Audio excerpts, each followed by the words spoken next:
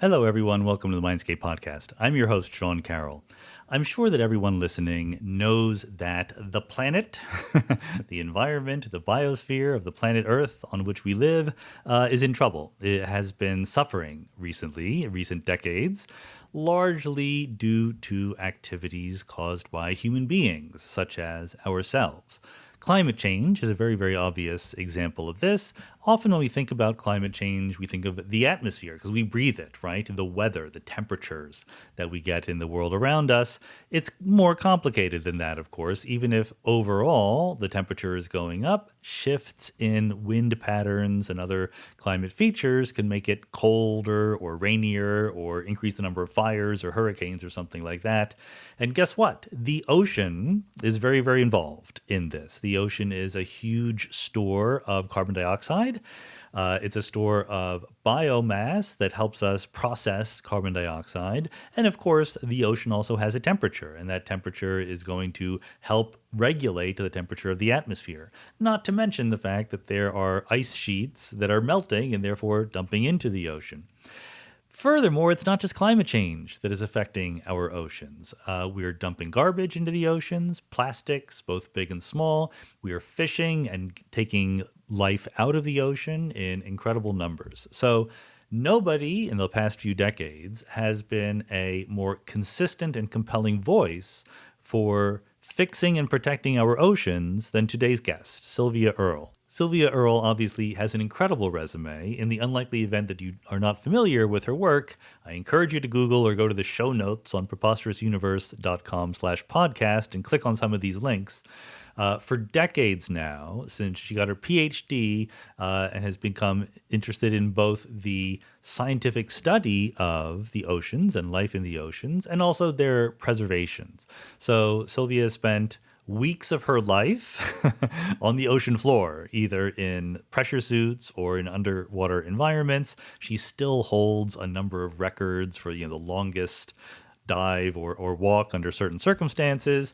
And she served as an activist. She was for a short time, I should say. She was the chief scientist at NOAA, the National Oceanic and Atmospheric Administration. I should say a short time because she didn't last very long. This was during the first George Bush administration, and she resigned because she realized that she could be a more effective advocate as a private citizen than as a government official.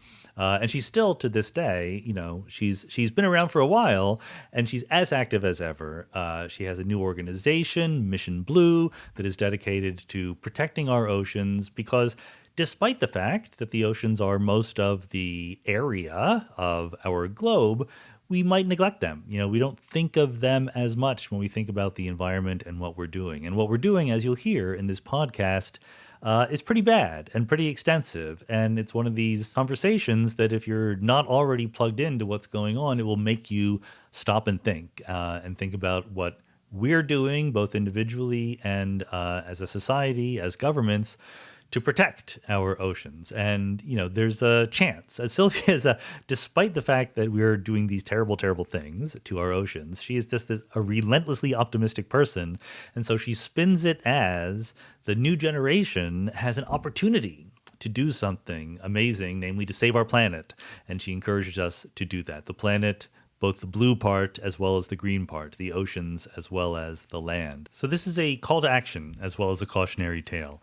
If you want some more details, you can check out Sylvia's new book called National Geographic Ocean, A Global Odyssey. And as she discusses in the podcast, part of the impetus behind the book was taking advantage, as it were, of the pandemic to sort of step back and think. Not just keep diving into the ocean and doing science and doing advocacy, but really try to put the big picture together and think about where we are and where we're going to go. With that, let's go.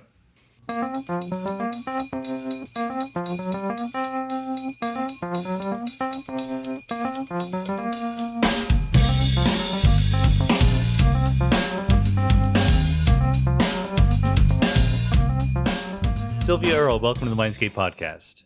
It's so great to be on board. So I really want to get into these questions about the oceans and their ecology and their environment and the bad things that we're doing to them and the good things we could try to do. But first, I can't, get away without taking advantage of the fact that we have you here, and you have a set of experiences that most of us don't have. I mean, could you just share a little bit about what it's like on the ocean floor? You've spent time down there, and I think most of our listeners have not. Well, the ocean is actually not the bottom nor the top. It's that part in between. Fair enough. It's the wet part. Yeah. And I have, I think, just begun to explore for myself. And all of us, we're just, I think, at the edge of the greatest era of exploring the blue part of the planet. Mm. And I wish I could take everybody out and take the plunge, get in there. My mother actually waited until she was 81 before she put on a mask and looked at the ocean from the inside out. And if she were here, she would say, "Don't wait until you're 81, but if you are, it's not too late. Dive in, go see for yourself." The joy of getting to see that the ocean is alive. It's just full of the most wonderful creatures.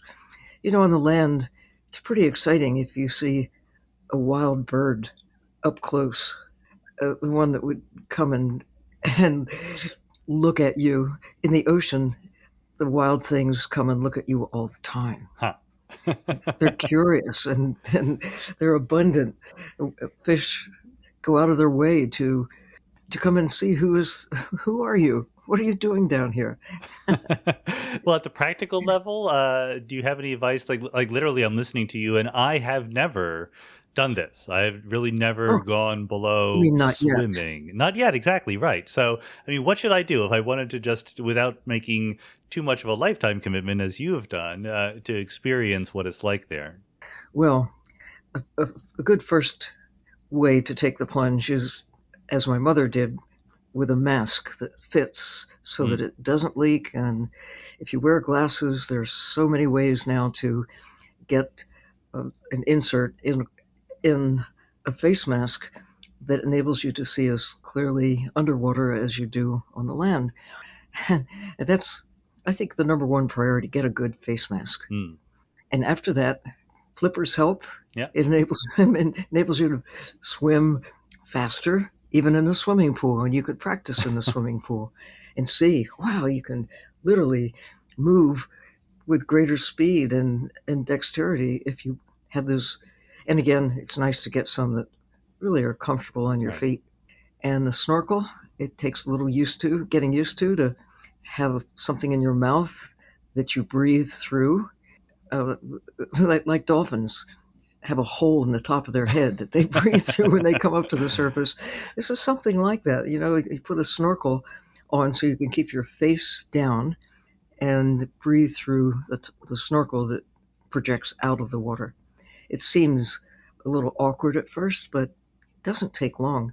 I actually went diving with Mr. Rogers in the Florida Keys.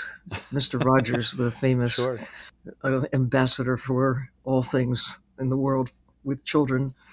And he did a good job of explaining to kids what a snorkel does and how easy it is and what a gift it is to be able to breathe as you're cruising along on the surface. Yeah. But then if you want to go a little bit deeper and stay a little bit longer, just try scuba. There are scuba shops all over the country, all over the world, that will take pleasure in introducing you to what it's like to breathe on the bottom of a swimming pool or in the ocean.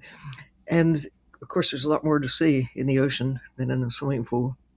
And at the other end of the technological spectrum, once we get to the scientific research, et cetera, like what is the state of the art for how we are exploring both the ocean and the ocean floor? Well, I love getting into a little submarine that enables people to go, well, presently, it's possible with the technology that now exists to go to the deepest part of the ocean, which is about as deep in the ocean as people fly high in the sky on a commercial aircraft, 7 miles or 11 kilometers. Hmm. And the idea that we now have the capacity to get anywhere in the ocean, at least for a while, uh, hours, not weeks, but Yeah. living underwater is another tool that is available. I've stayed underwater in an underwater laboratory now on 10 different occasions. And literally, you can live underwater for days or even weeks at a time. So you become part of the system. Day or night, you can go out and visit with the creatures who live there. Are there ongoing underwater laboratories in operation right now? Well, back in the 1970s, when I first tried an underwater laboratory, um, there there was the expectation that there would be a lot of them Hmm. going forward. Actually, that dream has not come true, but there is Aquarius, the underwater laboratory that is down in the Florida Keys, Okay. where aquanauts can spend days or even weeks at a time, and astronauts actually train there to see and experience what weightlessness is like. Hmm. It's true in space, and of course, you can simulate that yourself with scuba. You can stand on one finger. You could be Right. like a ballerina, do backflips, and not feel the least bit of stress in doing so. And is Aquarius mostly a scientific research institution? Well, you perhaps hear that chicken in the background, do you? I do hear chickens. That's okay. That's all part of the colorful background. We'll put up with that. Yeah, most of, well, I would say that all of my time underwater has been useful scientifically Hmm. because as a scientist, I'm always on full alert. I want to know everything about everything, the way little kids want to know everything about everything, and then to share the view and communicate not just with my fellow scientists, but with the rest of the world. But on the other hand, every dive is also a pleasure. Sure. It's not exactly recreational, but it certainly is fun. There's clearly a analogy, at least that you've already mentioned, between space exploration and ocean exploration. I'm as a cosmologist, as in part of my day job, I'm much more familiar with the space side of things. So, is there a similar debate with ocean exploration as there is with space exploration about human-centered exploration versus robotic, or sensors on the in the ocean? Like, how much data are we collecting just through remote sensing rather than actually sending people down there? Well, I'm intrigued by these questions about, do we really need to have humans up in the sky? Mm, Do we really need to have humans down in the ocean? I think the answer to that is a resounding, but of course. We need all of the ways and means available to us to experience and explore, whether it's going up or going down. There are advantages to having robots that never get tired, although they do wear out yeah. and they need maintenance.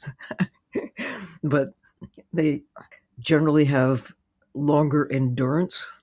And if you lose a robot, it's kind of no big deal. It's a dollar loss, but it's not a human life loss. And that concern is always there, whether we're talking about astronauts or those who explore the ocean. But the difference between sending a camera and sending an instrument and actually being there yourself is huge. That we underrate perhaps our ability to be surprised Mm, and our ability to follow a hunch. You kind of see something out of the corner of your eye and you turn and go check it out. A programmed robot cannot do that. And even with a remotely operated system where there is a human in the loop, you just happen to be up on the surface driving the vehicle, just like the Mars rover had human um, yeah. operators and observers looking through the camera eyes of the rover. Um, and some of these rovers, whether it's on other um, parts of the solar system or in the deep sea, are pre-programmed, or they have the sensory equipment to be able to operate on their own. Many of them do have take commands from a human Yeah. and bring information back live. That's still not the same as actually being there. I mean, I sometimes make the analogy, it's one thing to be at a fine restaurant, dining, drinking the wine, having a conversation, whatever it is. It's another to send a camera. I mean, right now, we are communicating with in a way that is great. This is almost, but not quite as good as sitting across the table from you. I would like to be able to see your chicken and say hi. This is what Yeah. I'm missing out with this technological. You'll hear a very happy rooster here pretty soon. Okay, good. STEM isn't just about doing calculations or even about using computers. It's a way of thinking. It teaches kids how to problem solve, work together, think critically, and build the innovations that will shape our future. Not only that, but according to the Department of Commerce, most jobs are growing at a rate of 4%, while STEM jobs are growing at 27%. With ID Tech, the world leader in STEM education, your kids will explore science, tech, engineering, and math topics not covered in school, as they are prepared for a future that demands literacy in these crucial fields. Right now, ID Tech is offering a great deal. You can save $150 on weekly small group semesters, or get started with a one-on-one tutoring session for just $49. So go to idtech.com/Mindscape right now and use the code Mindscape to save $150 on weekly small group semesters. For a limited time, you can also get started with a one-on-one tutoring session for just $49. That's code Mindscape at idtech.com/Mindscape to save $150, and your child can start learning online from a live instructor right now. idtech.com/Mindscape. So, I mean, maybe we can give the listeners a feeling for I guess, the ecology of what it's like under the water, because we have a intuition or an experience here on Earth that there are forests, there are deserts, right? There are different kinds of climates and different kinds of terrains. How similar is it under the ocean? Is the ocean floor, are there deserts where there's nothing on the ocean floor, or is there life everywhere there? Is there more aquatic life near the land and so forth? Well, from the surface, the ocean looks pretty much the same today as it did throughout all previous history of the ocean, I suppose. But once you get under the surface, the one thing that strikes you is there, there's life. Mm. Life. There's life everywhere, from the surface to the greatest depths. And it's only in fairly recent times that we've been able to verify the existence of life from the surface all the way down to the bottom, and even beneath the bottom of the ocean, where water trickles down through cracks and crevices in the ocean floor, and microbes, little guys, live as much as a mile beneath the surface, beneath the bottom of the ocean. Oh, wow. I mean, microbes, but they're alive. It's part of what makes life, makes Earth, have all these amazing bacteria and archaea as a part of the system, a very basic part of life on Earth. But of course, there are also big things in the ocean. The biggest creature that has ever lived, as far as we know, blue whales. They're ocean creatures. Yeah. Adapted for life where their great bulk, their huge bodies, as much as 100 feet long, can be lifted, be made, not, well, buoyed up is the right word, I guess, in the ocean, suspended in the sea. They'd have a hard time moving that much bulk on the land. So if I were to take a boat just 1,000 miles in a random direction here in the Pacific Ocean, and bring my little submarine and go all the way down to the bottom at a random spot on the Pacific Ocean floor, there would be life hanging out? Absolutely. Huh. Absolutely. Where there's water, there's likely to be life. There can be water without life, but there's no life without water. Right. And most of Earth's water, 97% of it is ocean. And the fact that everywhere we've looked in the ocean, there is microbial life. And if you look at a big chunk of ocean, you'll see big chunks of life. Hmm. And it's not just rocks and water out there, it's a living system. I think that's the exciting thing, that all these things are connected. Yeah. We're connected to it as well. If we think that we're not a part of the living ocean, just ask yourself, well, where does air come from? Where does water that falls as rain, sleet, and snow, where does it come from? Well, it's the water cycle that most of it evaporates from the surface of the ocean into clouds and then falls back on land and sea. The oxygen cycle, where does it come from? Well, it has taken living systems, photosynthetic organisms, mostly in the ocean. Before there were trees and ferns and mosses on the land, was life in the ocean. Again, the small things, the little guys that do the heavy lifting over many millions of years, and they continue right up to the present moment, generating oxygen, capturing carbon. Really an important part not only of the oxygen cycle that makes it possible for us to breathe and for large animals everywhere to exist, but also capturing carbon and generating food. We're now able to link as never before the role of living organisms, of course, on the land, but especially in the ocean, to climate. Mm-hmm. All of the carbon. Where is most of the carbon? Well, most of the Earth is, most of the living part of the planet is ocean. In the carbon cycle, driven by photosynthesis, capturing carbon dioxide out of the atmosphere, converting it to sugar, converting it to food that gets converted to zooplankton, food for them, that in turn become food for little fish. They Mm-hmm. become food for bigger fish, for whales, and for some of us. We're all carbon based units too. Mm-hmm. When you think about Star Trek, find the carbon based units, Scotty, So looking for life in the it's universe. so the ocean plays a huge role in the carbon cycle. So I want to get this right because again, I'm not a biologist, not an ecologist. It's not the ocean water; it's the life in the ocean that is converting carbon dioxide into oxygen. Is that true? Is that right? Carbon dioxide and water yields sugar, Yeah, and oxygen is a byproduct. byproduct. Yeah. Okay.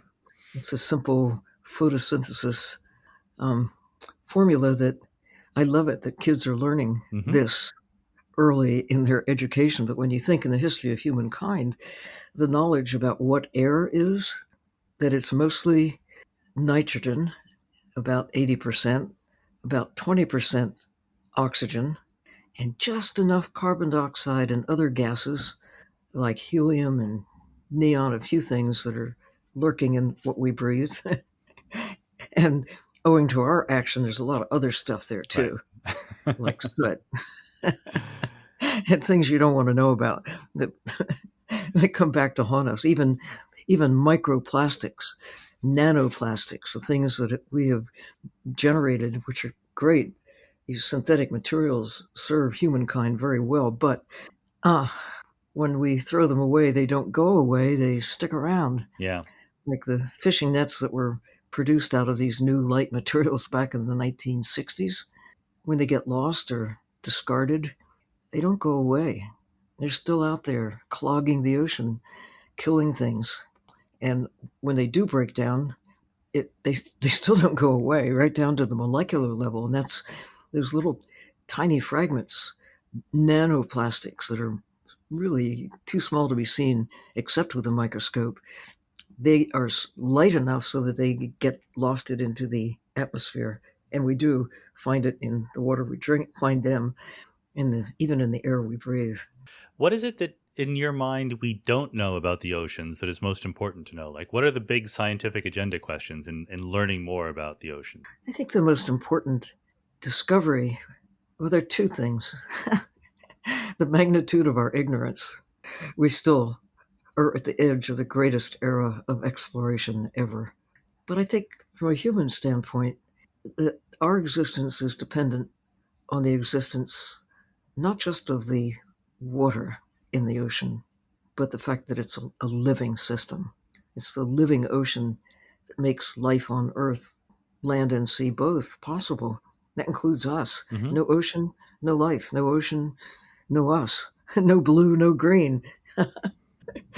So I, one of the things that I really value about the terrible 2020 year of the pandemic was a time when I was able to sort of kick back and reflect on the questions of the sort that you're asking and to try to gather information. What do we really know? What don't we know about the ocean? Right.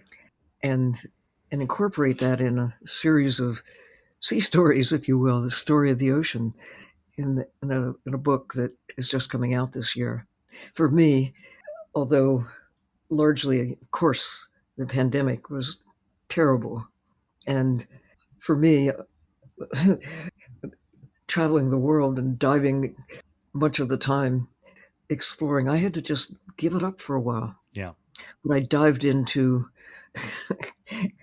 into the history of life on Earth, and I hadn't taken time for decades to just kick back and think Mm-hmm. and wonder Mm-hmm.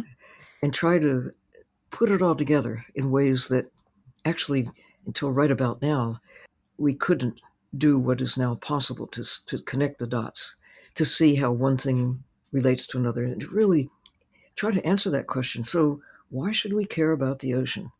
What has the ocean ever done for me? It keeps you alive. Well, that's Right. a Yeah. starter. Thank you, ocean. Yes. But then what don't we know? Like, what are we are there big, like, so if I talk about space or physics, I can say, well, we have this particle accelerator or this spacecraft going to Europa to look for life. Like, what are the big science projects that will hopefully teach us new things about the ocean in the years to come? Looking for life in the ocean Hmm. is a big one. There was a 10-year project called the Census of Marine Life from 2000 to 2010, where scientists, thousands of scientists from around the world, made a point of trying to look at museum records of old whaling logs, scientific notebooks that gathering dust on a shelf, try to mine all the bits and pieces of knowledge that were sitting about and pull it together to know something about what we have known, what was known about the ocean in times past, and then at the same time to deploy ships to explore the current state of the ocean and further to imagine the future of life in the ocean and to try to answer that question, what don't we know? Yeah. And I think the answer to that is just about everything. We're just scratching the surface, literally. So that while that 10-year effort really was a giant step in terms of getting to know more about our neighbors, who lives in the ocean, and what do they mean, what do they do. I think that the fact that we we have found more species of animals, mostly insects, on the land than in the ocean. There are only about 15 major divisions of animal life that Uh-huh. occur on the land. When you think, well, most people, when they think animals, they focus on vertebrates, Yeah, sure. cats and dogs and horses, and sometimes they remember to include people or vertebrates. And we have, fish or vertebrates and frogs and lizards and stuff. But the great majority of life, even on the land, are creatures with no backbones, the invertebrates, spiders and earthworms and snails, and of course, all those insects. But in the ocean, I mean, all of the major divisions of animal life, on the order of nearly 35 categories of life that are distinctive enough that they get a distinctive uh, status as a phylum Hmm. of animals. And uh, the phylum that includes vertebrates also includes a few other kinds of almost vertebrate animals called chordates, the beginnings of backbones. But when you think that most of life on Earth doesn't have a backbone, I mean, in terms of sheer volume, Hmm. let alone diversity. So there are whole categories of life, like nearly all categories of life are in the ocean. Only about half have some representation on the land. I mean, there are no starfish on the land Yeah. or in freshwater, but there are lots of them. And in the ocean, not just sea stars, but their relatives. Again, there are divisions within divisions, but the diversity of life in the sea is is just staggering. And the abundance too. It's where when you think that's where the water is, 97% of Earth's water, and where there's water, there's likely to be life. And we're the odd ones. We live out of the water. Yeah. Most of life on Earth lives in the water. And So, you've already mentioned the nanoplastics, but how is this changing in recent decades, mostly due to human activity? I mean, how is the set of living beings and the whole ecosystem under the water being altered by our activities? well, it's a question that is front and center in the minds of scientists right now, and many of them who are really trying to figure out okay, so now we know we have plasticized the Earth one way or the other. Mm. So much plastic in the ocean and related synthetic materials that have been a boon to humankind. I mean, think of all the ways that we use plastics in buttons, in our computer systems, plastic bags, plastic cups, you name it. It's hard to move anywhere without encountering one or many of these synthetic materials, but they don't go away. That's part of their usefulness, that Yeah. they're durable, and they're relative to many other substances. They're considered to be inexpensive, but they're not when you put the real cost of their existence on the balance sheet. What do we do with them once they've escaped into the ocean because we've put them there? There's a cost to recovering them. There's a cost that we're just beginning to try to factor in. What are they doing to us? It's one thing to get entangled in plastic.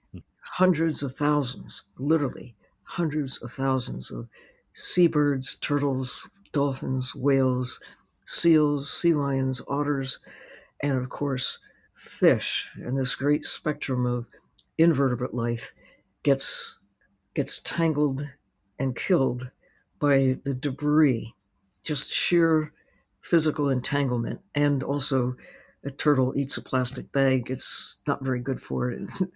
And it, whales are coming ashore stuffed with, in some cases, hundreds of pounds of plastic that they've maybe not deliberately, but incidentally Sure. taken in when they eat a fish that's tangled in plastic. That plastic goes inside the whale.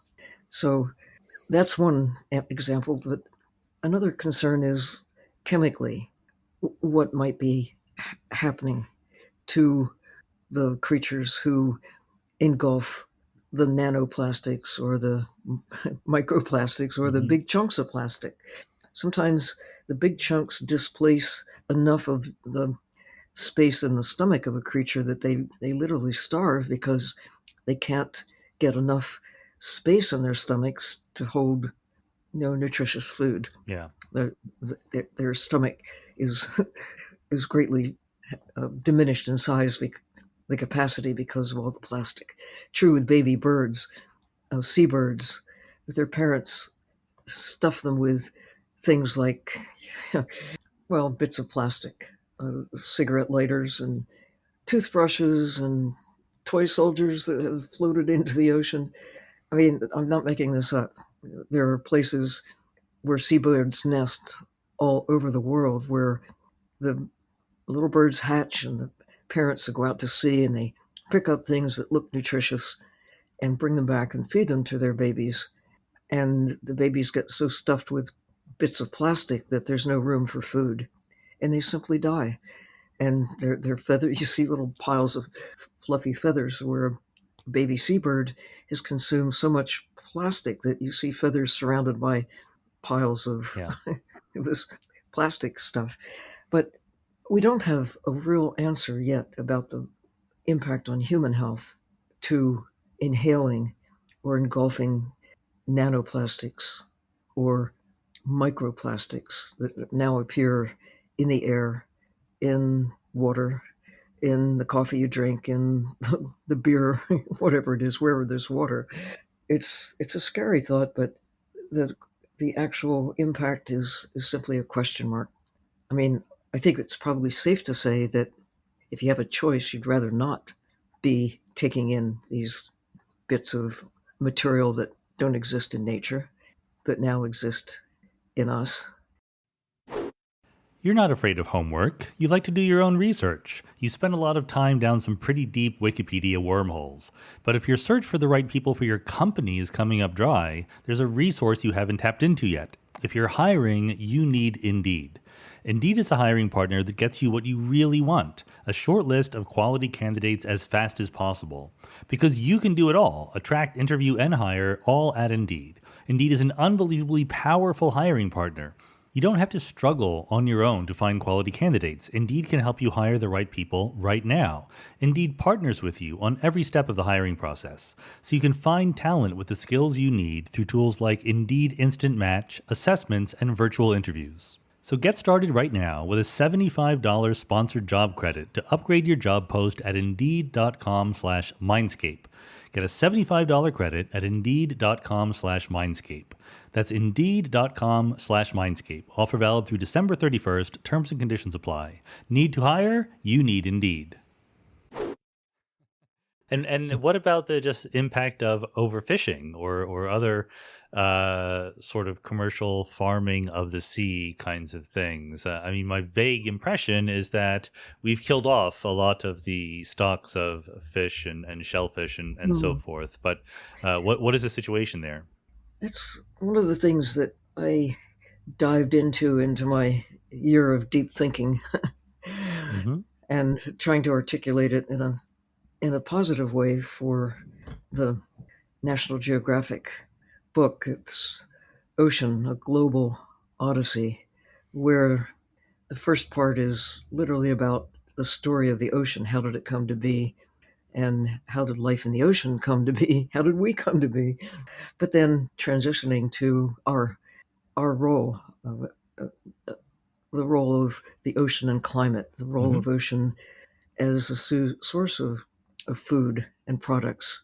The way we used to look at whales as pounds of meat and barrels of Yeah. oil.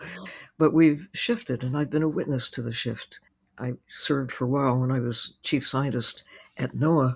I served on the International Whaling Commission before the agreement came into place to put a moratorium on the commercial extraction, killing of whales.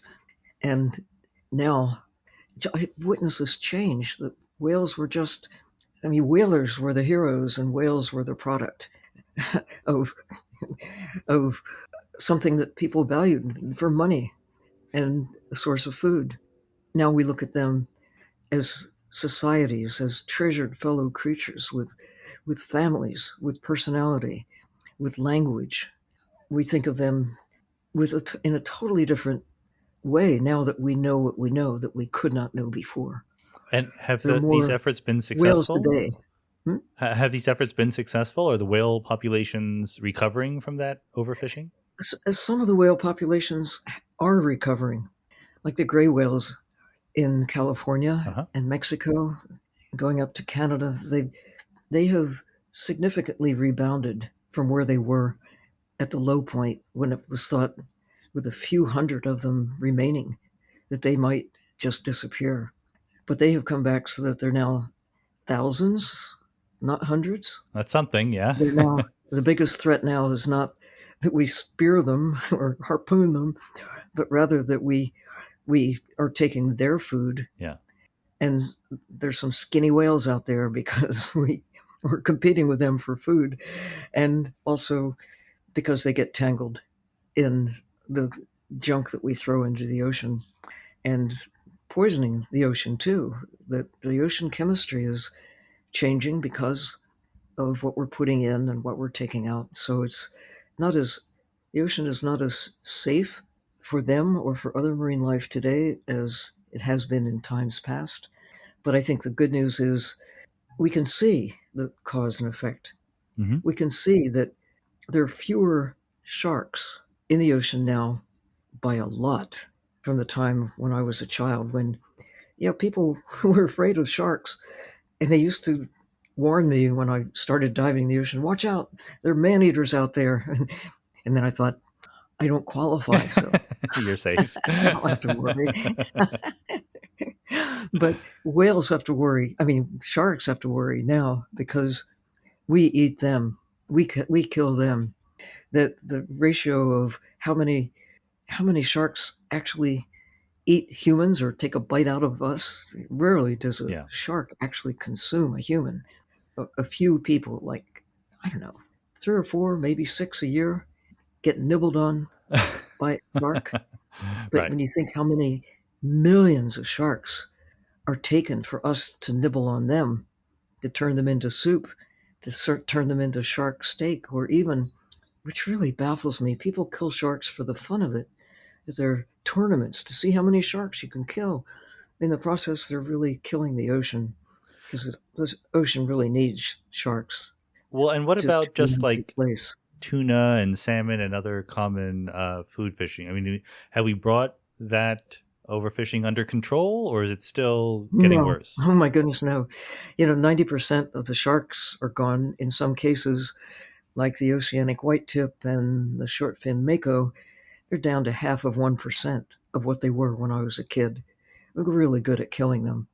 And that's disrupted not just the food chains, the ecology of the ocean, but the chemistry of the ocean. The carbon cycle is disrupted too, because carbon is part of that cycle. Nutrients are given back by every living creature. Every animal gives nutrients back, whether it's a whale or a shark or a tuna. And when we take so many of them out of the ocean, we we alter the chemistry of the ocean. And that ultimately comes around to the oxygen that's generated, the carbon that's captured, but more than that, the excess carbon dioxide in the atmosphere has turned to carbonic acid in the ocean. The Mm. atmosphere is one putting excess carbon dioxide in the atmosphere, driving the warming of the planet. That's one category of woe. But the other is excess carbon dioxide in the ocean is turning the ocean more acidic. Acidic, right? Again, changing the chemistry. So, although it's obvious that our impact by the direct killing of ocean wildlife, tunas, swordfish, crabs, lobster, shrimp, cod, you name it, Hmm. anything in the ocean, uh, any animal there is a wild animal. And we have reduced their populations, the ones that appear in our supermarkets and restaurants, dramatically in a matter of decades, so that the numbers for bluefin tuna in the Pacific were down to about 3% of what was there in 1970. In the Atlantic, it's a little better, perhaps, maybe 10% Mm. of the bluefins in terms of their numbers as compared to what was there in 1970. I remarked on this when I was at NOAA as the chief scientist because that was only 20 years into 1990. And I said, in 20 years, we were able to reduce the population by about 90% in the Atlantic. And my comment was, what are we trying to do? Exterminate them because we're doing a good job. Only 10% left. Yeah. And that's when they started calling me the Sturgeon General. But, you know, somebody has to speak for the fish because most people don't know. They see an animal in the supermarket, they figure that somebody's looking out for their numbers and that it's got to be all right if it's in a restaurant. But the fact is, we have we have habits, customs, and laws in place governing our behavior toward the ocean as it was. It doesn't really necessarily fit the ocean as it is today. So much has changed so fast that it's a different ocean today than what it was when I was a child. I mean, in some ways, it's good. We've got more whales, we've got more sea Mm. turtles because we started protecting them. But in almost every other thing that you look at, coral reefs, they're only about half remaining. Mangroves, seagrasses, populations of oysters that once were so abundant in New York and in the Chesapeake Bay, the Gulf of Mexico, they're just a tiny fraction remaining. San Francisco Bay, for lots of reasons, not just because we love to eat them, but because we've altered the nature of the ocean itself.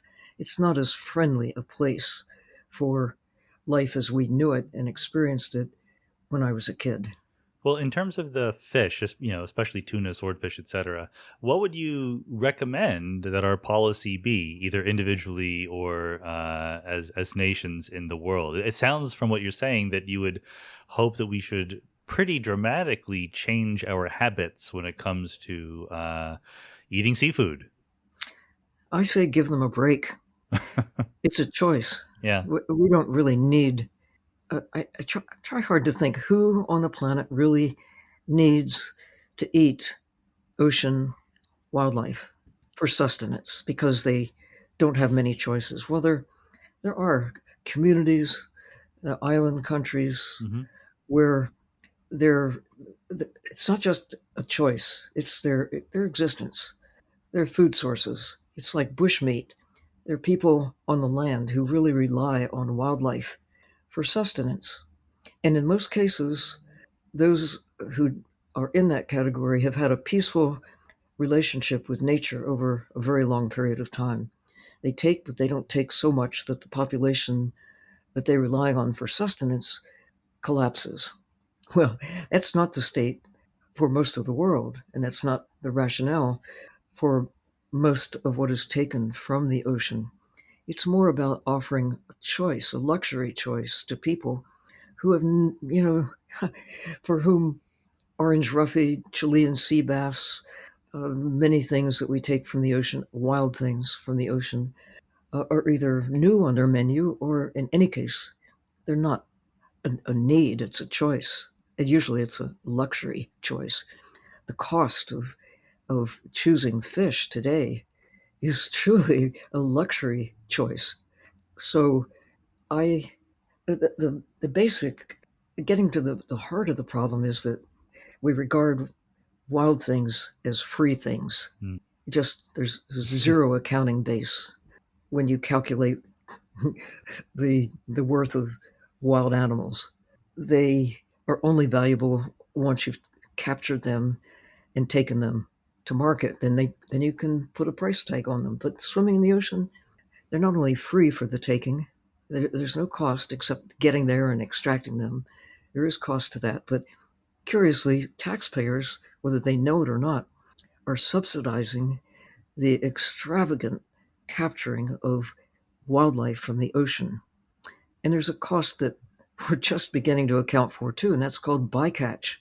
That in order to have shrimp on your plate or tuna in your sushi or in your salad, there are many tons of other creatures who are caught in the process and are simply discarded.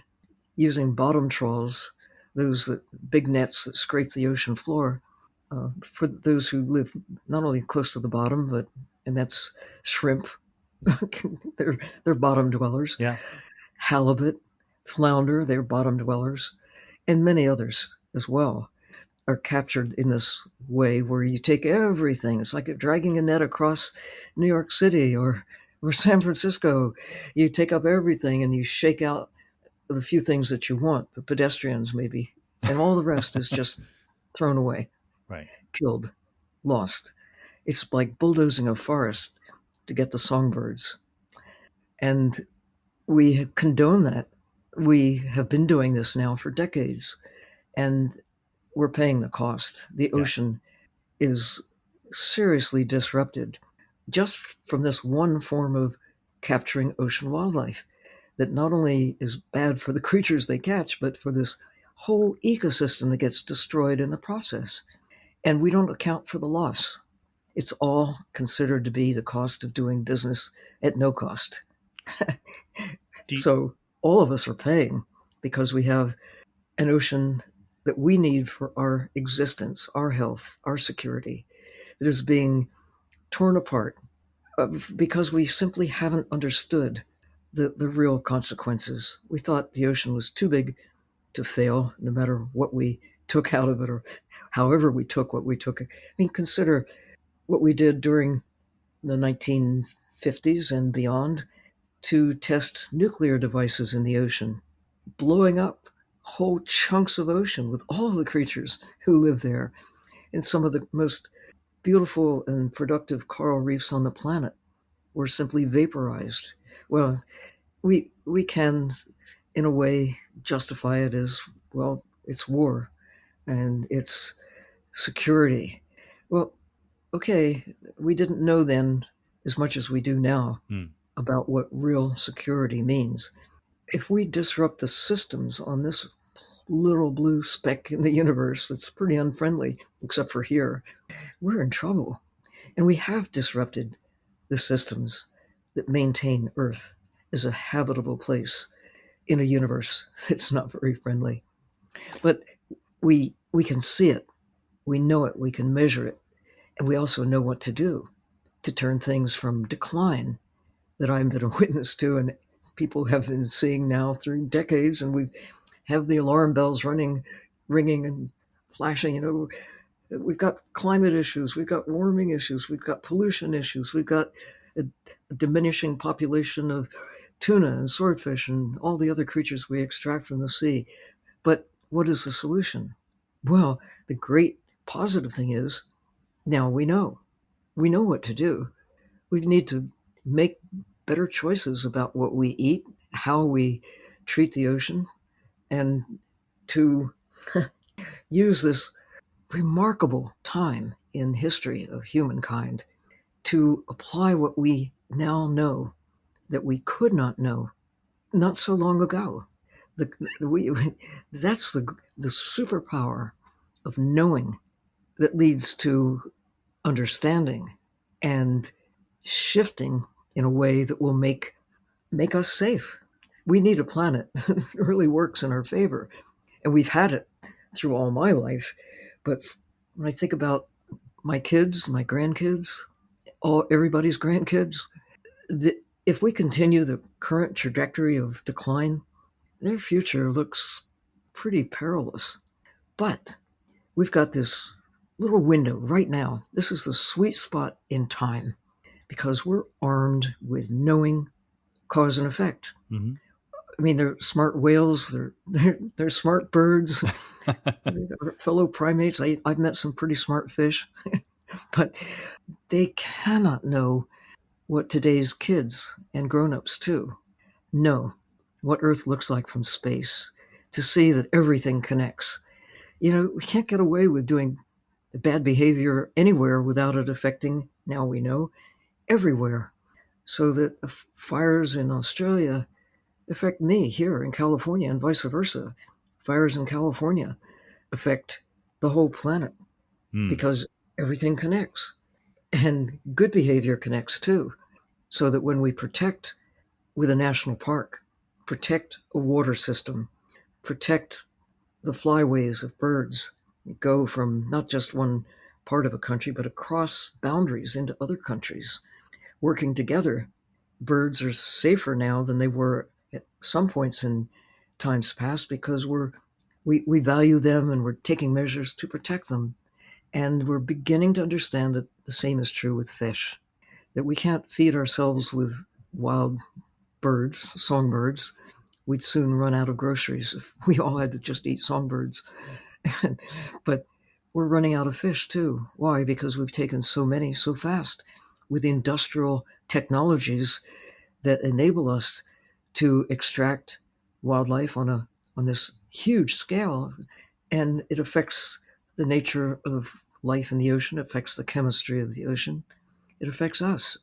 And of course, people, one or the other, will take life from the ocean to eat. But we need to think about how much, how Right. fast, and what methods are being used. And even with aquaculture, we've got to get much smarter about how we do that. Raising carnivores really doesn't make any sense. You know, you've got a big fish like a salmon. What does it eat? It eats other fish that eat other fish that eat other fish. And you get down to plants ultimately. So cows are taking a big bite out of the ecosystem, even though they eat plants. But at least it's sunlight plant cow, Hmm. sunlight plant chicken, sunlight plant sheep, sunlight, all the animals we raise to eat are grazers by nature. Most of the animals we take from the ocean, the wild animals, and even those that are being cultivated, Mm. are largely carnivores. Yeah. And salmon is the number one example. Catfish, better choice. They eat plants and they Okay. grow fast, unlike a tuna that takes many years just to mature and can live, you know, 30, 40, 50 years. So we're eating these old fish that have accumulated whatever we put in the ocean. So the older they are, the bigger the fish, the greater the likelihood they've got stuff in them that you probably don't want in you. And they're more valuable in the ocean doing their thing, like wolves and lions and tigers, than than on our plates. We have so many choices about what we can eat. I remember visiting the Monterey Bay Aquarium, and they handed out these little cards which basically recommend, please don't eat these, please do eat these. And but I guess I always thought of that in terms of how endangered the species were, but I hadn't thought of it in terms of where they are in the food chain, which is what you're Hmm. suggesting. Well, that's one of the big omissions of these um, guides about better choices. Failure to acknowledge the age, the investment that goes into making even a little fish, because a chicken that's been around for less than a year and goes to market has consumed about 2 pounds of plants. A tuna that gets big enough to go to market has consumed, when you go through the food chain, fish that have eaten. How many tons of phytoplankton at the bottom of the food chain, capturing sunlight, turning it into food, goes in ultimately to making a tuna? We're talking thousands of pounds of plants Yeah. for 1 pound of tuna.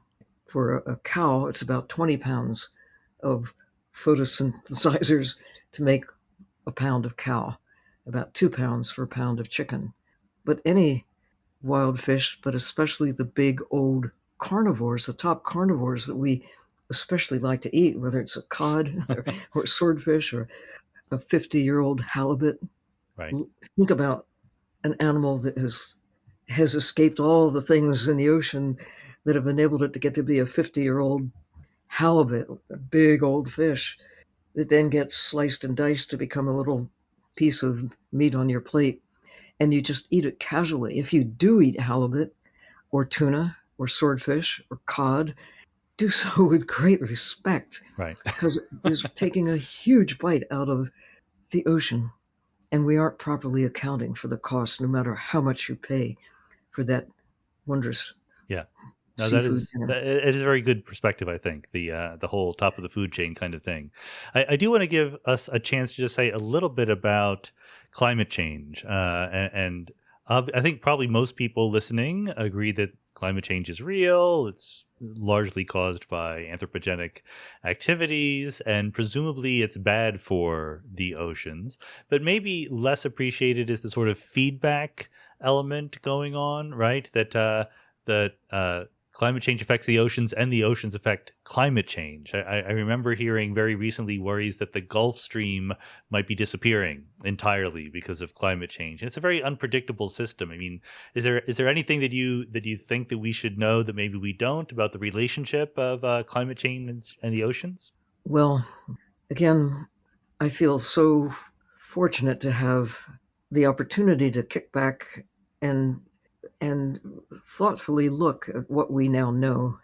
And I'm not alone in doing this with scientists around the world who are addressing climate are, for the first time, able to gather the information that's been accumulating now for decades that are enabling us to see what we couldn't see before, Mm-hmm. connecting the dots, looking at patterns, cause and effect. One thing seems really obvious now that maybe wasn't so obvious when concerns about changing climate first began to make headlines. And that is, we're talking about a living system, Mm. whether it's trees capturing carbon and sequestering carbon, or phytoplankton in the ocean that is doing the same thing, capturing carbon dioxide, generating food, releasing oxygen, but sequestering carbon when carbon, whether it's in the roots of a rainforest tree or a tree in your backyard, you're sequestering carbon into the soil. Mangroves are champion carbon sequesters with their roots in the ocean and not only generating oxygen, capturing carbon, but keeping the carbon Right. in place.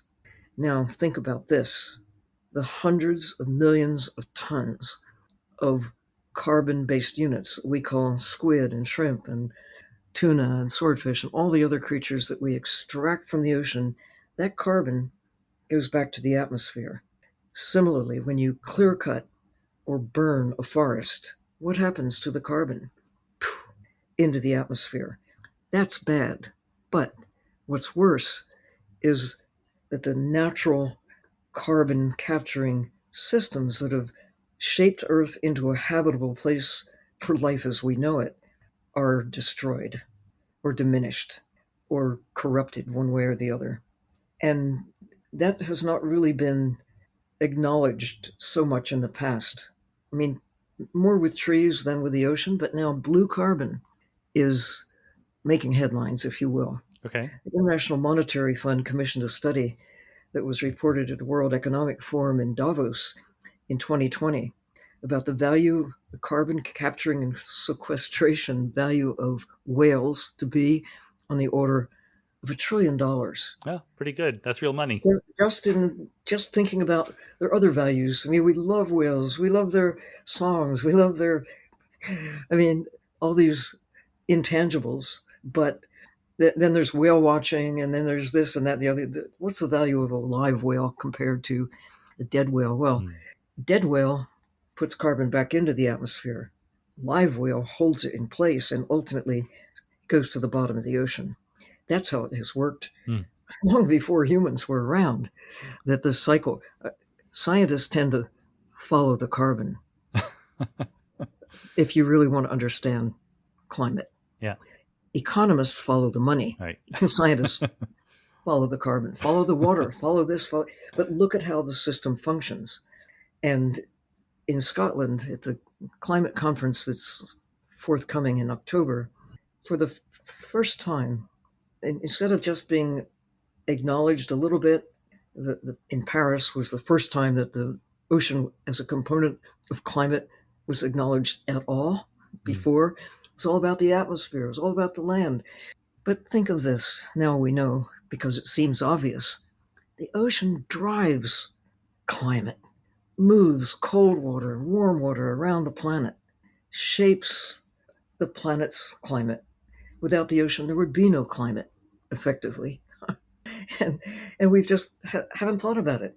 Now we are thinking about it, Yeah. and now we're acknowledging not just rocks and water, not just the heat holding capacity of the ocean, and not just ocean currents moving around, but the living ocean, the carbon in the ocean as a principal driver of the cycle of life of the climate. When you think, if Earth did not, it had rocks and water, but had no life, would be a really inhospitable place. It's it's the living, complicated, interacting systems in the land and in the sea, in the soil, in the fabric of life itself, that we fit into this as a piece of it, and now we become a, a dominantly influential piece because of our capacity to Sure. alter the nature of nature. And knowing this means, oh, this is what we have to do to heal the harm. Here's how we repair what we've done to damage the network of life. We know that planting trees, not just any old trees, the right trees, the native trees in the right places in the right way at the right time, we can be a positive difference. Make a positive. We plant native plants instead of a Yeah. lawn in our the area. If you have a yard, think Hmm. about what you can do to restore insects and birds and life on the land, the carbon cycle, by being a good steward of that little piece of land. And you can do what your part, or a community. You work with your neighbors, work with those to plan use of the land in a way that's water friendly instead of paving over streams and putting them in culverts because it's efficient. Think about the cost or what you're losing in the process.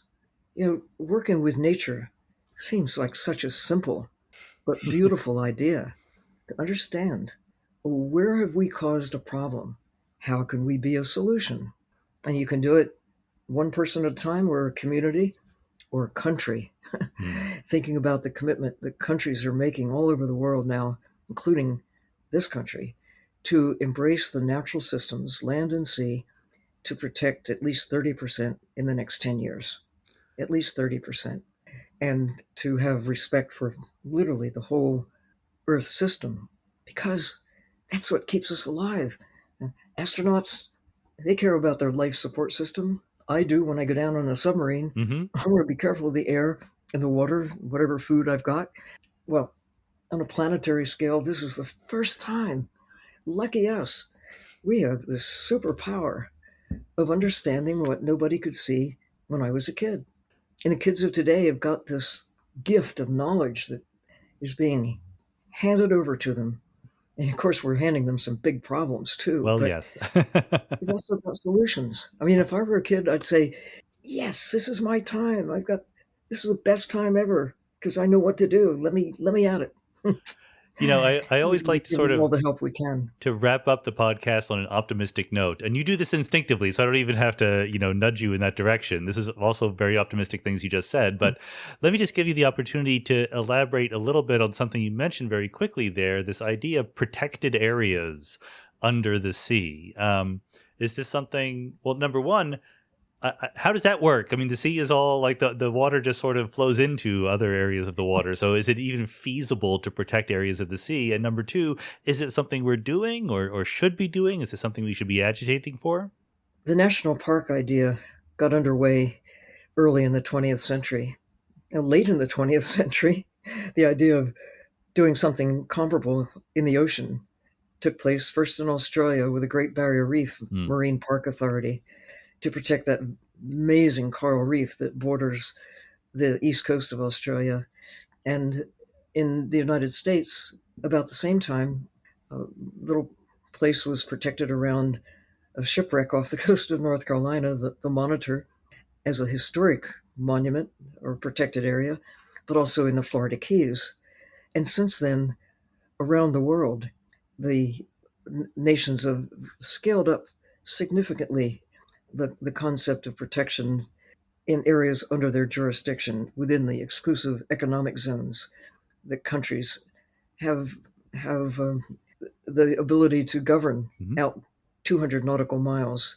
So this country, United States, is twice as big if you count that what most people think of it, if you count the blue part. Hmm. And some countries, little island countries, are 10, 20, 100 times bigger than the land mass, but it's under their jurisdiction. So all of that is we're seeing some real progress. Not enough, but the goal is 30% by 2030. Right now it's about 3%.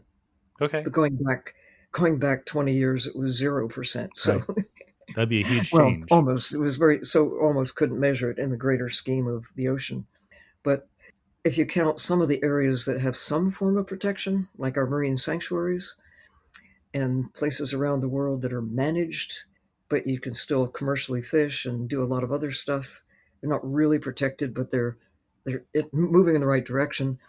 Maybe close to 10% of the ocean has some form of protection. But the Cool. goal by 2030 is full protection for 30% of the land and the ocean. It's our bank account, Hmm. it's our insurance policy against the natural ups and downs that will take place no matter what humans do. I mean, it's it seems like the smartest investment we could possibly make. And the more some are, and I'm among them, are aiming for at least half of the world. I mean, Okay. to protect our life support system. Yeah. Doesn't mean we can trash the rest and get away with it.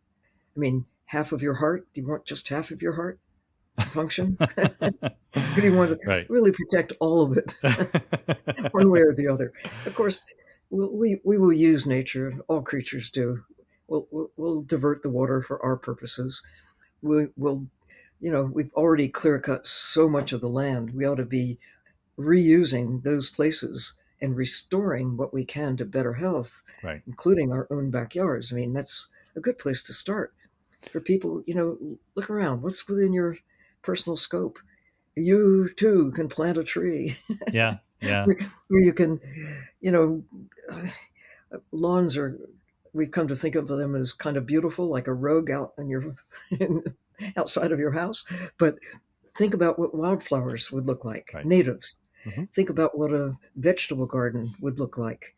It's good for you in terms of what you eat, and good for the land, good for the air. Think of generating oxygen and capturing carbon, and then you consume some of it yourself. And I I'm just so excited about the things that we know we can do to make the world a better place. Nobody can do it all, but everybody can do something. So it all starts with that individual you see in the mirror. Yeah. It's a If very good you message. aren't willing to step up, why would you expect others to It reminds me very much of carry your weight? a podcast I did a couple of years ago with Joe Walston, who is a conservationist, and he had a very optimistic message that he's on land rather than on the sea. But he thinks that if we put enough people into cities and protect enough of the land outside the cities, we can actually live in a happy equilibrium. But he stressed the point that there is a race. There's a we have to get to the happy place before we destroy things to an irrecoverable point. And it sounds like the same thing is true for the ocean. So I think that's a good call to Absolutely. action for everyone out there listening. Right. So I say celebrate. If you had to choose a time in all of history, it would be fun to go back hundreds or thousands of years ago, or maybe to zoom forward and see what it all turns out to be. But I think this is the best choice. We, all of us together, are at a pivotal time Right. with what we do or fail to do. But I hope it's in a positive way, because we know that it makes a difference. We know we've seen the evidence. When we embrace nature with care, we get positive results. We get more whales, we get more trees, we have a better quality of air. We can restore better quality to the water that we didn't know the harm we are capable of inflicting in the past. But there's no excuse today. Now we know, and we should celebrate that. It really is our superpower, I think it's and it can save us. it can, and it is a superpower, and it's a very good message. So I can't think of any place to wrap up than that. So Sylvia Earle, thanks very, very much for being on the Mindscape podcast. Oh, thank you for having me on board.